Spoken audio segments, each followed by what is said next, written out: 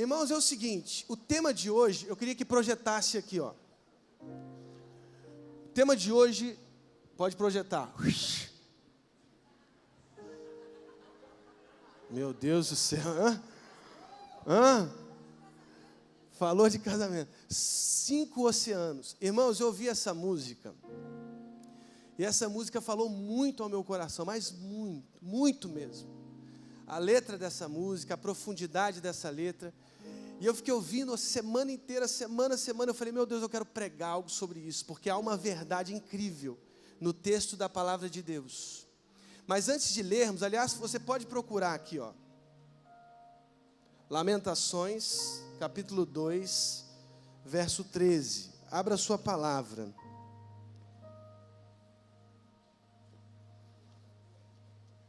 Lamentações, capítulo 2, verso 13. Eu fiquei ouvindo essa música e Deus falando comigo, meu Deus do céu, ainda mais com a voz bonita da Ariane, meu Deus, eu fiquei muito impressionado, e aquela palavra entrando no meu coração, Lamentações 2, verso 13, diz o seguinte, a palavra de Deus: como posso dizer ao seu favor? Com que posso compará-la, ó cidade de Jerusalém? Com que posso assemelhá-la, a fim de trazer-lhe consolo, ó virgem, ó cidade de Sião? Sua ferida é tão profunda quanto o oceano. Quem pode curá-la? A sua ferida é tão profunda quanto o oceano. Quem pode curá-la? Nós vamos orar nesse momento, a nossa oração vai ser diferente. Eu pedi o Érico e o Rafael para eles cantarem essa música. Enquanto eles cantam, nós vamos fechar os nossos olhos e nós vamos fazer a nossa oração diante do Pai, dizendo: Senhor, fala comigo. Fala comigo. Vamos cantar.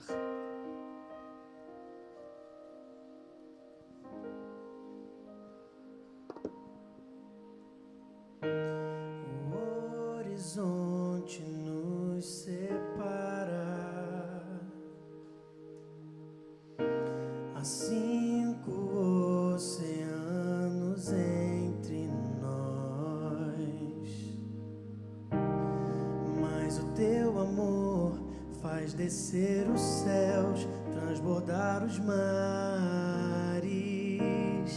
mas o teu amor faz descer o céu. A gravidade nos afasta, há mais que um mundo inteiro entre nós, mas o teu amor faz rasgar o véu, me chamar de filho, mas o teu amor faz rasgar o véu. O teu amor cruzou terra, céu e mar, só pra me abraçar, só pra me abraçar.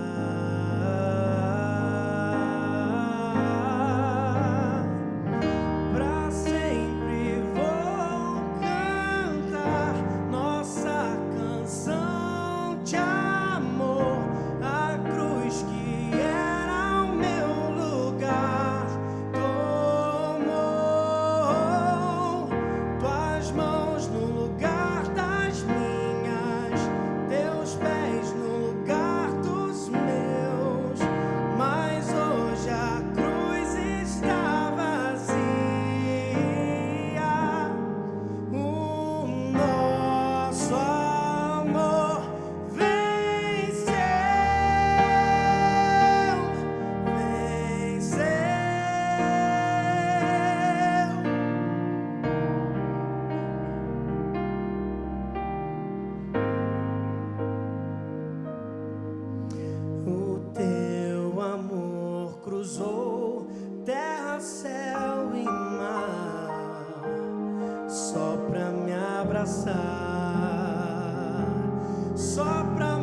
abraçar,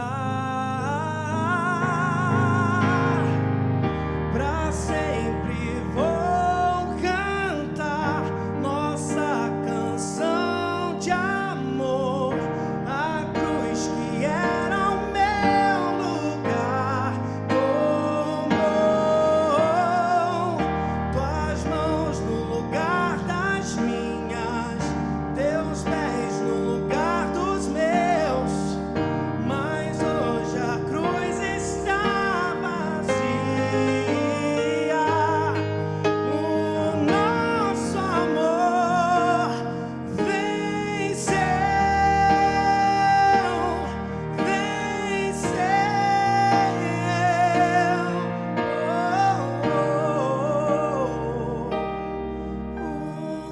O nosso amor venceu.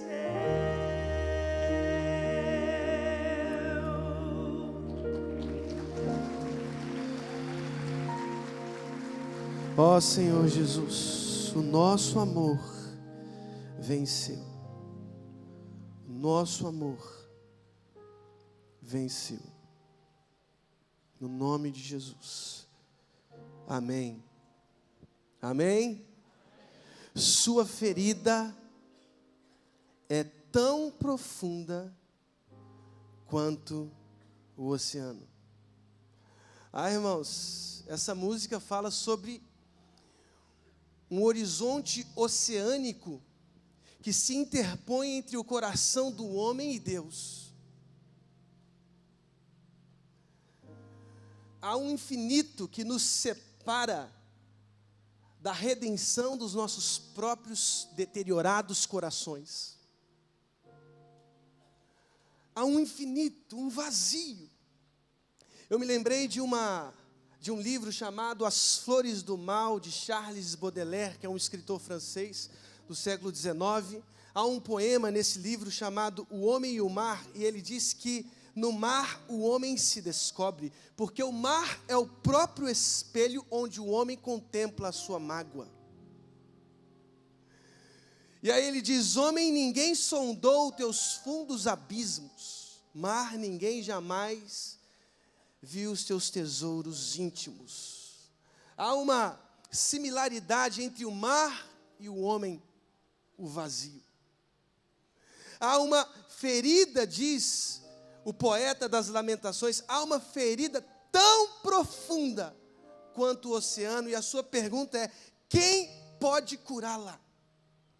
Quem pode curar a ferida que se alojou no coração do ser humano? Irmãos, é uma pergunta sem resposta, sem saída. Há, sem dúvida, uma ferida oceânica aberta no coração humano. E essa ferida é intransponível, porque o coração humano é insondável. Há nele esses fundos abismos. Nós não somos capazes nem de discernir as raízes do nosso próprio mal. Há uma dor infinita em nós, há uma ferida aberta em nós, e ela é oceânica. Quem pode curá-la? Pergunta o poeta das Lamentações. Quem pode curá-la? É interessante porque as Lamentações, o livro das Lamentações, são 5 grandes poesias que aprofundam de maneira surpreendente a meditação bíblica sobre o sofrimento humano. O autor das Lamentações, o poeta, quer investigar as causas do sofrimento humano. Por que sofremos? O autor das Lamentações quer justificar por quê?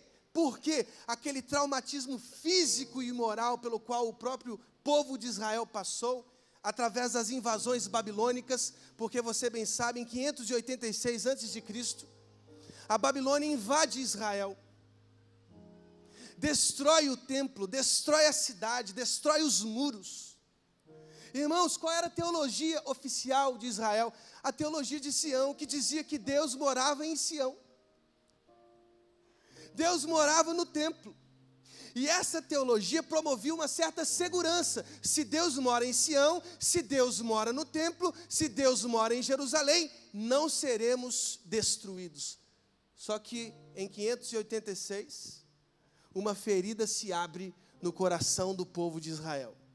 Os babilônicos invadem Israel, invadem Jerusalém, destroem os muros, destroem o templo, destroem os dias festivos, as festas fixas, destroem a lei, destroem a espiritualidade de Israel. E a pergunta é: por que estamos passando por tudo isso?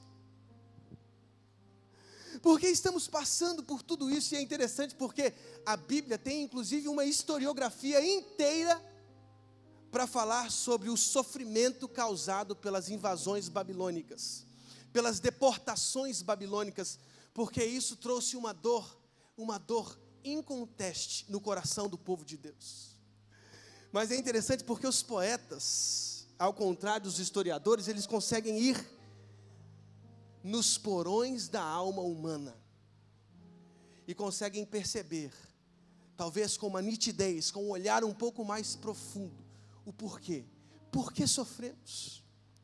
Há uma ferida oceânica em nós, há uma ferida nos nossos corações. Quem pode curá-la? É a pergunta do poeta. E o texto inteiro das Lamentações são esses lamentos, essas elegias, essas poesias construídas para compreender a causa do sofrimento. Por que sofremos? Por que nós sofremos? Por que você sofre?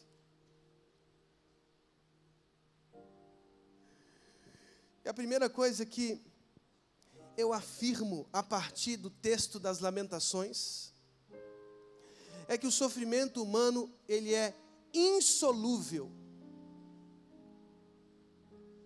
Não há solução para o problema humano. Não há solução, não há remédio para o problema humano. Não há nada nas realidades materiais que podem fornecer um remédio para o nosso problema. O problema humano é insolúvel. Não há remédios, não há médicos capazes de solucionar o problema humano. Pastor, qual é a sua dica? Suicídio coletivo? Não, irmãos, calma. Calma, estamos no primeiro ponto ainda. Eu só estou afirmando que não há solução para o problema humano. Veja, irmãos, é interessante, por exemplo, a teoria marxista.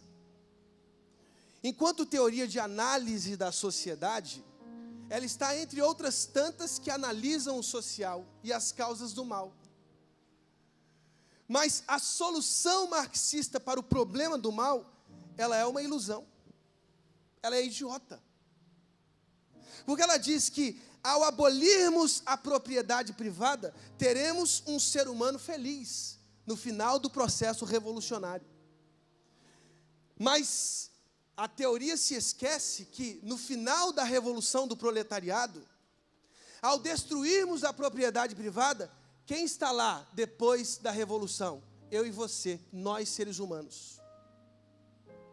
No final do processo revolucionário, o homem está lá, o seu coração imundo está lá.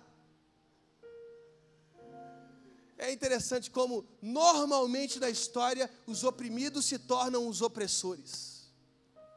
Por quê? Porque nós somos assim, esse é o nosso coração. Não há solução nas nossas mãos para o nosso problema. E você vai entender por quê. Não há solução.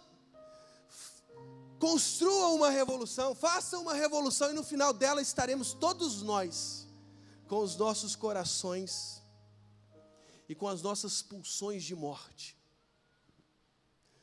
No final do processo estamos lá, eu e você, os nossos corações, porque não há problema, não há solução para o sofrimento humano. O sofrimento humano é insolúvel, não há redenção para o nosso mal. Essa obsessão marxista pela redenção material da realidade é uma ilusão. O ópio contra o qual Marx lutou tornou-se o seu próprio ópio. Ao enxergarmos as nossas máculas, as nossas manchas, estamos lá, todos nós, inteiros,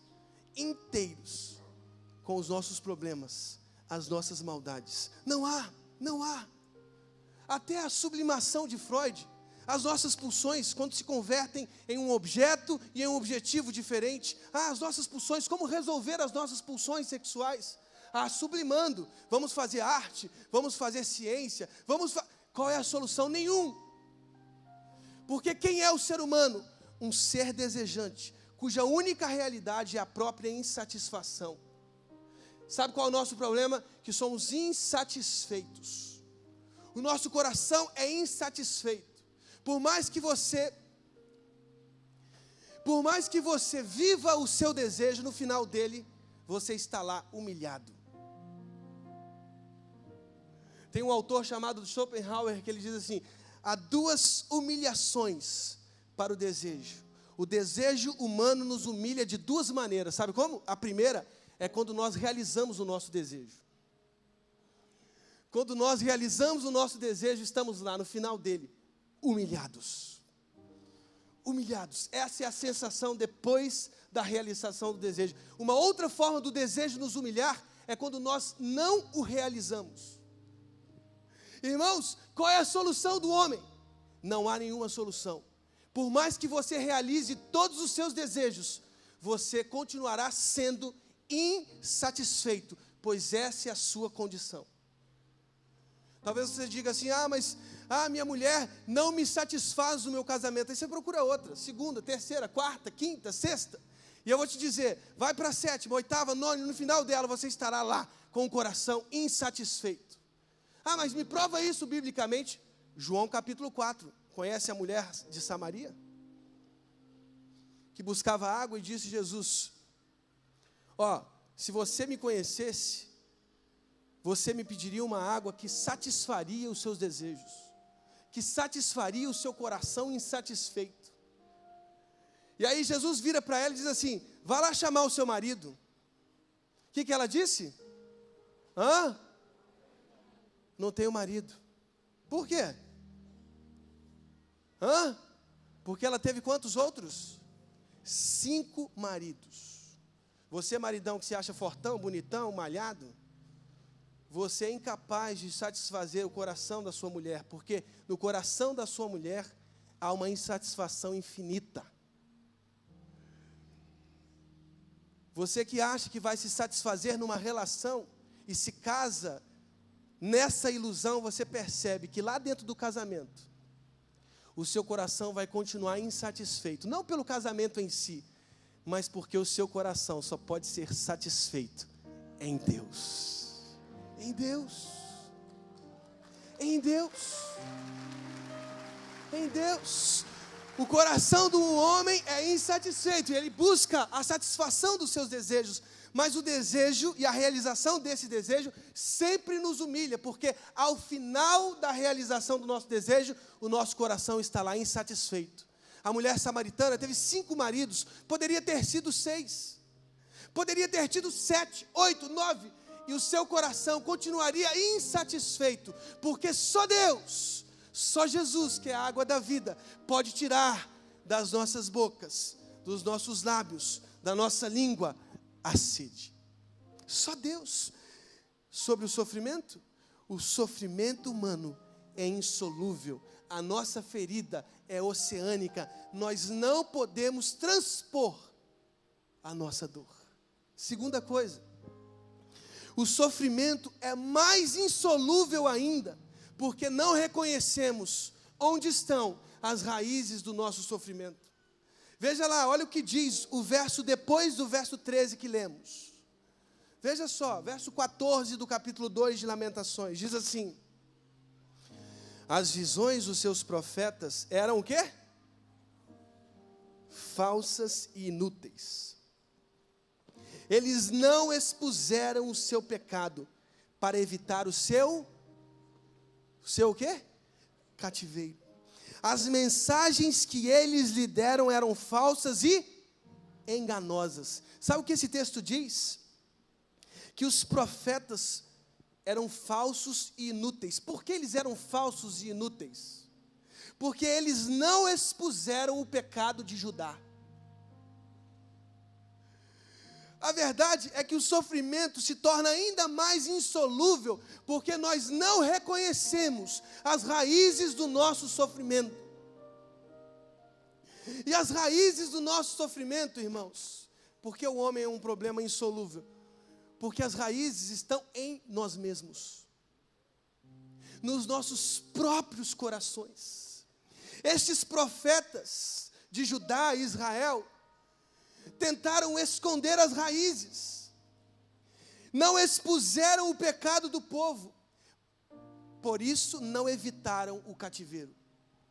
O cativeiro babilônico, o sofrimento, as deportações, as invasões babilônicas, a destruição do templo, dos muros, das festas fixas, do sábado, tinha uma causa: o pecado. Só que esses profetas, estes sacerdotes, esses líderes do povo e o próprio povo, eles tentaram esconder as raízes do seu sofrimento. Sabe o que diz lá em 2 Samuel 12:7? 2 Samuel 12:7 diz assim: você é esse homem, disse Natã a Davi. Irmãos, no EDD a gente trabalha muito isso, no encontro de discipuladores com Deus. Aliás, se você não fez, faça. É um encontro muito importante, muito importante. A gente trabalha muito isso, sabe por quê? Porque Davi, depois do seu erro, depois de ter adulterado com Betseba, ele quis fazer o quê? Ele quis esconder as raízes do seu erro, as raízes do seu pecado. Ele se escondeu. E essa tentativa de ocultamento, de escondimento, tornou a dor de Davi ainda maior, tornou o pecado de Davi ainda maior, porque ao não expor o seu coração, o seu adultério, o que Davi fez? Davi quis esconder, e aí ele mandou Urias, para onde? Para frente de uma batalha. Nessa batalha, esse soldado tão fiel ao seu povo, ao exército do seu povo, ele o quê? É assassinado. Davi assassinou um homem digno, um homem ético, um homem responsável, espiritual, na tentativa de esconder o seu pecado. Irmãos, não adianta esconder o seu pecado,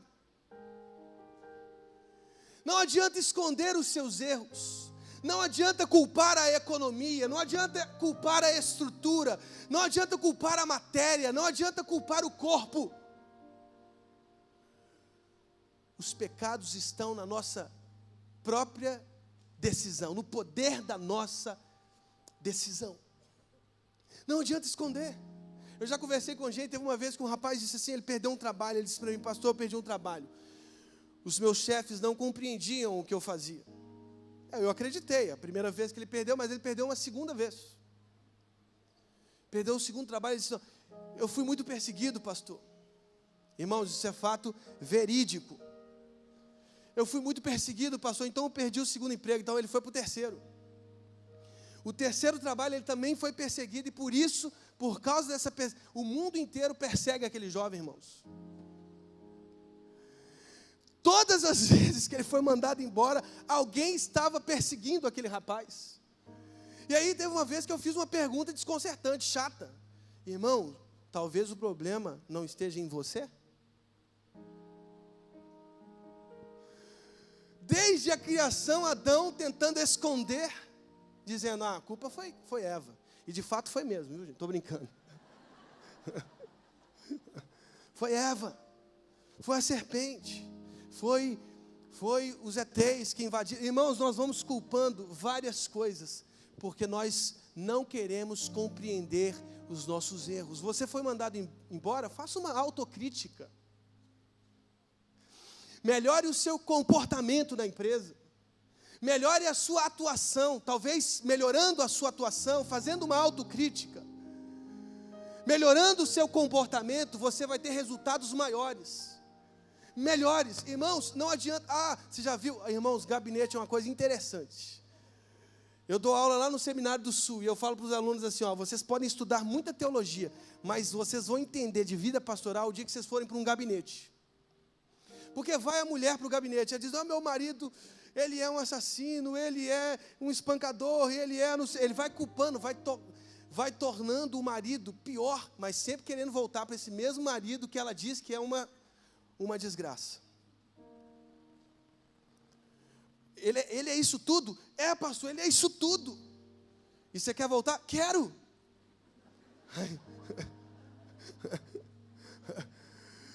Por quê? Porque essa esposa diz que o problema do seu casamento está no seu marido. E da mesma forma, para não falar que é uma crítica de gênero aqui, o marido também vai no gabinete. E quando ele chega lá, o que ele diz? É aquela mulher, pastor. Ela não me respeita. Ela não espreme laranja de manhã para mim, levando o suco de laranja na cama. Ela não faz ovos mexidos para mim. A comida dela queima, 6 dias de 7 na semana. E ele vai culpando. Por quê? Porque ele não suporta o fato de que ele mesmo causou tudo isso. E ele vai culpando. Esse escondimento, esse ocultamento piora ainda mais a situação do casamento, porque nenhum dos dois se enxerga no problema do casamento. Se o marido pensar assim, o que eu estou errando? O que eu estou fazendo de errado? Eu acho que eu não estou sendo carinhoso. Eu não estou sendo carinhoso. Eu vou fazer mais carinho na minha esposa. Eu vou fazer um cafuné no cabelo dela. E eu vou arrumar, eu vou lavar as louças na cozinha. E eu vou ajudar ela a arrumar a casa. Eu vou sair, eu vou ir no cinema com ela. Eu vou lá no cinema, nós vamos de mãos. Mulher gosta disso, né? Tem que ser de mão dada. Você vai de mão dada, bota no alto, vai assim, de mãos dadas, como um vencedor no shopping. Aí você vai de mãos dadas para o cinema. E aí você leva uma rosa para ela num dia. Aí você leva um bombom da Copenhagen. Irmãos, eu te digo, vai melhorar ou não vai melhorar o casamento? Vai melhorar. Coisa simples. E se a mulher pensasse assim, o problema deve estar em mim. Sabe o que eu vou fazer? Eu vou tratar melhor o meu marido. Eu vou fazer uma pipoca. Hoje é o jogo do Flamengo. Vou fazer uma pipoca. Eu não sou flamenguista, viu, gente? Aliás, eu tenho uma rejeição incrível, ontológica sobre o Flamengo. Mas eu vou fazer. Ele é flamenguista, ele gosta de ver o jogo. Ele é atlético, a grande nação, a nação alvinegra. Atlético Mineiro, né? Quem tem um cruzeirense aqui, gente? Meu Deus do céu, as raposas são símbolo da maldição na Bíblia, viu? Mas, eu sempre quis dizer isso, mas agora deu certo. Eu vou preparar uma pipoca, e ele vai assistir o jogo dele, e eu vou desamarrar o sapato dele, e ele vai ficar com o pé lá para o alto, vendo o jogo do Flamengo, e eu vou fazer a melhor comida para ele hoje. Nossa, eu vou abraçá-lo, eu vou beijá-lo, eu vou dizer que ele é meu herói, que ele é o cara, que eu gosto muito de ver os resultados do trabalho dele, de que ele é uma pessoa incrível. Eu te pergunto, irmãos, o casamento vai melhorar? Vai. Por que a gente não faz isso então, irmãos? Homens, por que a gente não muda a nossa postura? Por que a gente sempre pensa que elas estão erradas? E de fato estão, estou brincando. Por quê? Por quê, irmãos? Porque nós temos a mania de esconder os nossos erros. Mas a questão é que Natan chega para Davi e diz assim: você é esse homem. Sabe como que Agostinho define o sofrimento do homem? Ele diz assim: o distanciamento e o afastamento de Deus por parte de um homem que decide por si mesmo, por livre vontade. O afastamento de Deus, o distanciamento de Deus e a escolha pelas coisas inferiores, dentre elas inclusive Ele mesmo, essa é a causa do nosso sofrimento. Por que sofremos? Sabe por quê? Porque resolvemos, pela nossa própria decisão, afastar da presença de Deus. De Deus. Quando nos afastamos de Deus, quando a gente reconhece que houve um afastamento de Deus, um distanciamento da presença de Deus, os nossos corações se distanciaram, promovendo essa distância oceânica entre nós e Deus. Porque o salário do pecado é a morte, mas o dom gratuito de Deus é a vida eterna. Se nós compreendêssemos que foi a nossa própria decisão, no exercício do nosso próprio livre-arbítrio, que escolhemos nos afastar de Deus e amar as coisas inferiores, inclusive a nós mesmos, se nós compreendêssemos isso, os nossos corações se voltariam hoje para Deus. Não adianta fugir da causa, não adianta esconder a causa, vale a pena, sabe o que fazer? Olha o que diz o verso 40 do capítulo 3. Capítulo 3 de Lamentações, verso 40, diz assim: examinemos e coloquemos à prova os nossos caminhos, e depois voltemos ao Senhor.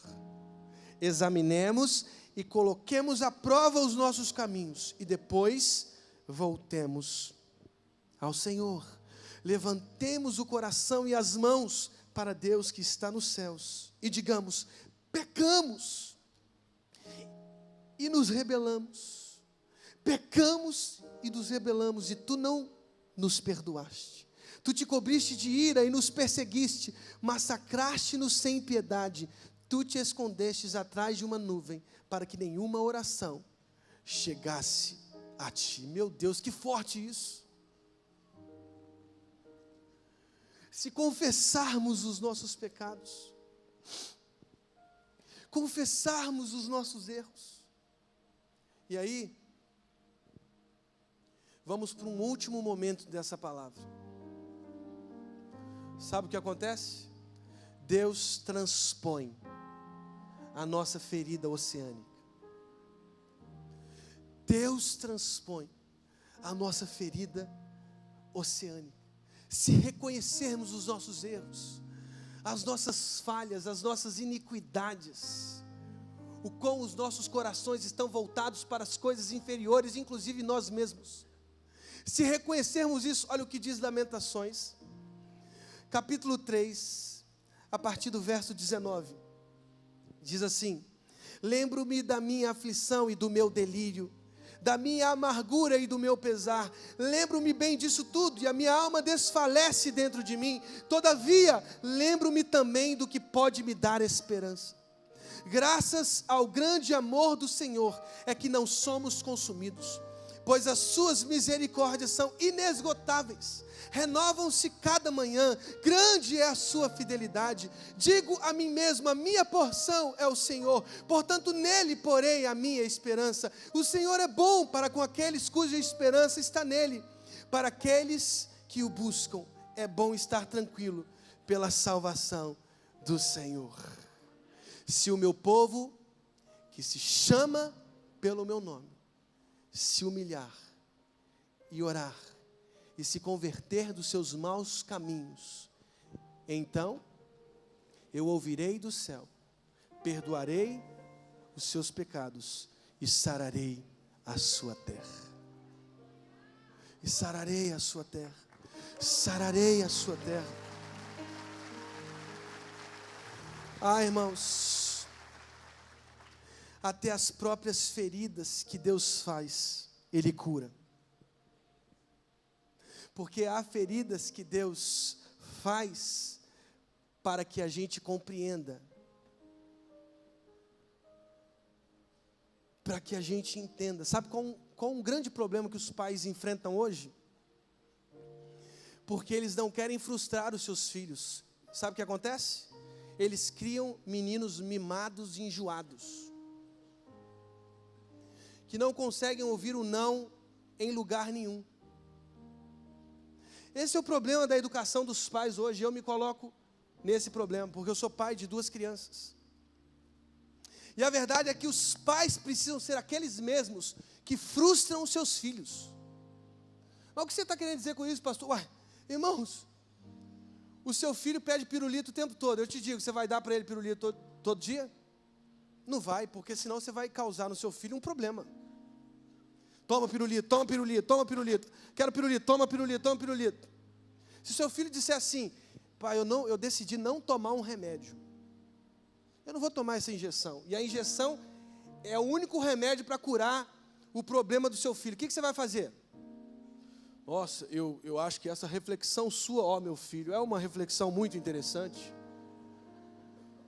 Esse tipo de educação, irmão, eu já estou cansado disso, sabia? Essa reflexão sua é muito interessante. Eu quero ouvir, vamos ouvir mais. Irmão, vai sair só porcaria depois disso, porque a primeira já foi falada. A tendência é piorar. Você tem que colocar remédio no teu filho. Para colocar remédio no Luca, eu amarrava toalha na perna, no braço, abria a boca e enfiava remédio. Era assim, irmãos. Porque eu sei qual o significado desse remédio para o meu filho. Ele tinha que tomar aquele antibiótico. Ele dizia, não quero, pai, não quero. Ah, não quer? Então beleza, amarrava a toalha na mão, na perna, ele ficava imóvel, abria a boca, antibiótico. Foi assim, 10 dias para resolver um problema. Senão, o que ia acontecer? Ia piorar. Ia piorar. Os pais precisam frustrar. Ah, pai, eu tirei uma nota ruim. Aí o pai, eu vou lá na coordenação pedagógica. Eu vou lá naquele professor maldito, eu vou lá conversar com ele. Porque se essa nota é ruim, foi por causa da coordenação pedagógica. Foi o professor que não ensinou direito. E ele não consegue enxergar que o próprio filho foi incompetente. Não estudou. Eu quando chegava com uma nota ruim, eu estudava lá no Colégio Militar de Belo Horizonte. Quando eu chegava com uma nota ruim em casa, meu pai, ele já resolvia o problema ali mesmo. Pode estudar. Pode estudar, pode estudar, pode estudar, pode estudar, pode estudar, pode estudar. Eu, lá no Colégio Militar de Belo Horizonte, tinha um negócio chamado FO negativo. Fato observado negativamente. Os militares são muito legais, né? Fato observado negativamente. Irmãos, eu recebi vários FO negativos. Tinha um negócio chamado estudo obrigatório. Você tinha que ir no sábado de manhã ou no domingo de manhã estudar trigonometria ao som de música, vou te falar, gregoriana. Imagina trigonometria com música gregoriana juntos, no mesmo espaço. Aí tinha o Sargento Campos, que colocava música gregoriana, e a gente estudando trigonometria, num sábado de manhã. Meu pai falava, vai lá, cumprir o seu estudo obrigatório. Ele me culpava ali mesmo, ele era agostiniano, a culpa é sua, a culpa é sua.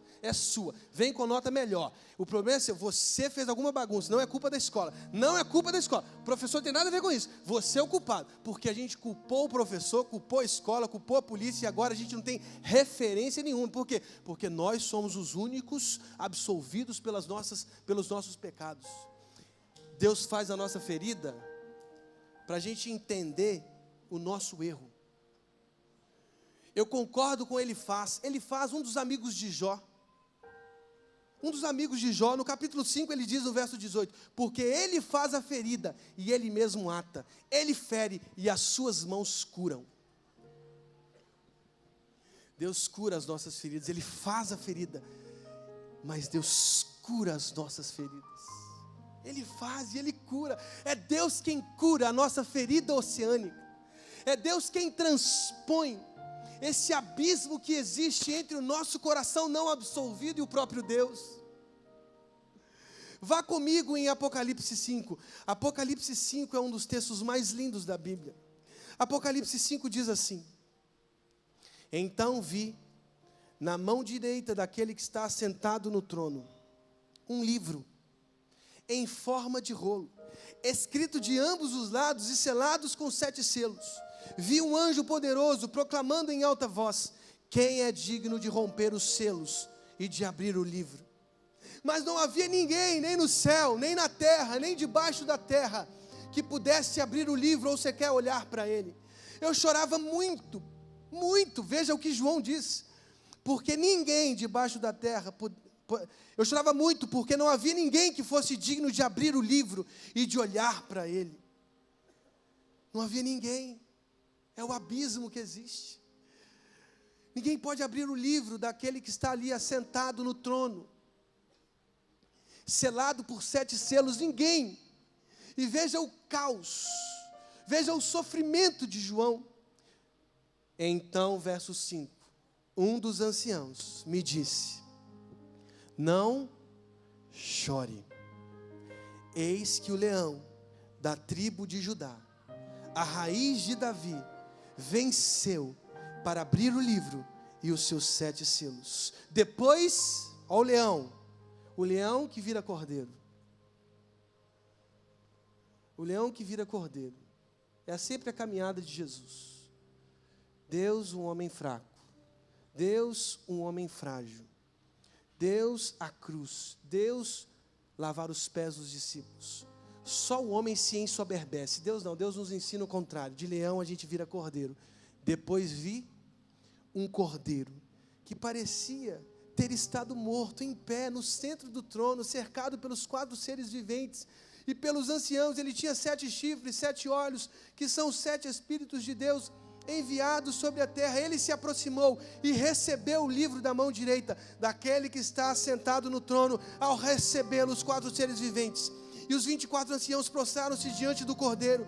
Cada um deles tinha uma harpa e taças de ouro cheias de incenso, que são as orações dos santos, e eles cantavam um cântico novo: Tu és digno de receber o livro e de abrir os seus selos, pois foste morto e com o teu sangue compraste para Deus gente de toda tribo, língua, povo e nação. Tu os constituíste reino e sacerdotes para o nosso Deus, e eles reinarão sobre a terra. Ah, irmãos, Deus em Cristo transpôs a nossa ferida oceânica, o abismo que nos separava de Deus. Deus em Cristo nos aproximou os nossos corações, aviltados pelos nossos pecados, pelas nossas próprias iniquidades. Ele, Deus em Cristo, aproximou os nossos corações tão pecaminosos, tão deteriorados pelas nossas perversões, pelas nossas maldades, pelas nossas iniquidades. E Ele em Cristo transpôs os oceanos, os 5, a totalidade, os horizontes mais abismais. Ele transpôs e nos trouxe vida. Ele é o Cordeiro de Deus que tira o pecado do mundo. Eis o Cordeiro de Deus que tira o pecado do mundo. Eis o Cordeiro de Deus que tira o pecado do mundo. Ele tira o meu pecado, o seu pecado, os nossos pecados. Fique de pé nesse momento, nós vamos orar. Nós vamos agradecer a Deus porque Ele é o Cordeiro. Não há solução para os nossos corações em nós mesmos, mas Deus em Cristo, Deus através do seu Cordeiro, trouxe um remédio. A questão é: você vai continuar doente? Você vai continuar doente? Você vai continuar doente? Irmão, se você descobre que você tem um cálculo renal, o que você faz? Você não vai suportar, você não aguenta. Você vai correndo para o hospital, coloca qualquer coisa: eu não aguento mais a minha dor.